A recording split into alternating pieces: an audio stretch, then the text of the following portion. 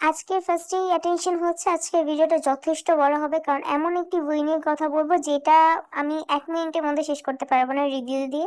আজকে রিভিউ দিব বগি নাম্বার 12, এবং এই বইটা হচ্ছে একটি পাকিস্তানি বই যেটা লিখেছেন মেহরুন্নেসা শাহমীর এবং অনুবাদ করেছেন ARP সিকান্দার। তো এই বইটি হচ্ছে 1947 সালে দেশ ভাগ হয়েছিল পাকিস্তান এবং ইন্ডিয়া। তো এই দুটি দেশের টাইমে যে কি কি বিপদ মুসলমানদের সহ্য করতে হচ্ছে সেটা নিয়ে আর কি এই পুরো বইয়ে লেখা হচ্ছে। এন্ড এই পুরো গল্পের বা উপন্যাসের মূল চরিত্র ছিল গুলে রানা। গুলে রানা একটি মেয়ে, যে কিনা একজন স্বাধীন মেয়ে, যে সবসময় ভাবতো যে পাকিস্তান একদিন স্বাধীন হবে, মুসলমানদের একটা আলাদা রাষ্ট্র হবে যেখানে তারা স্বাধীনভাবে থাকতে পারবে, কারো গোলামি করতে হবে না, এরকম একটি দেশ সে সবসময় স্বপ্ন দেখেছে।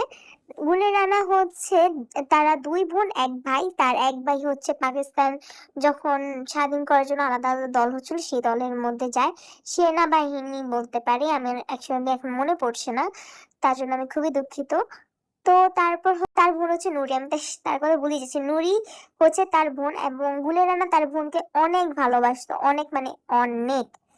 তো তার একদিন অমৃতসরে যায়, সেখানে তার দেখা হয় কামিল হিসাম তার মামতো ভাইয়ের সাথে, কিন্তু সেখানে সবাই হিন্দু মুসলিমরা একসাথে মিলে থাকতো, সেটা গুলে রানার পছন্দ হতো না, এবং সে খুবই স্পষ্টবাদী মেয়ে ছিল, যার কারণে তাকেও কেউ পছন্দ করতো না। আর তার এই স্পষ্টবাদীর কারণে তার আর তার মামতো ভাইয়ের মধ্যে যে বিয়ে হওয়ার কথা ছিল সেটা ভেঙে যায়।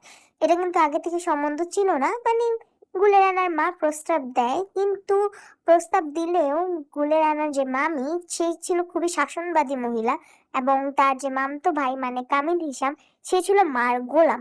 তার মধ্যে কোন রকম স্বাধীনতা ছিল না, সে কোনো কালেই মুক্ত ছিল না। এইভাবেই তাদের প্রেম কাটতে থাকে, তাদের একদিন তারা চলে আসে, এন্ড ওই দিন থেকেই শুরু হয় গুলে রানার জীবনে আসল যুদ্ধ।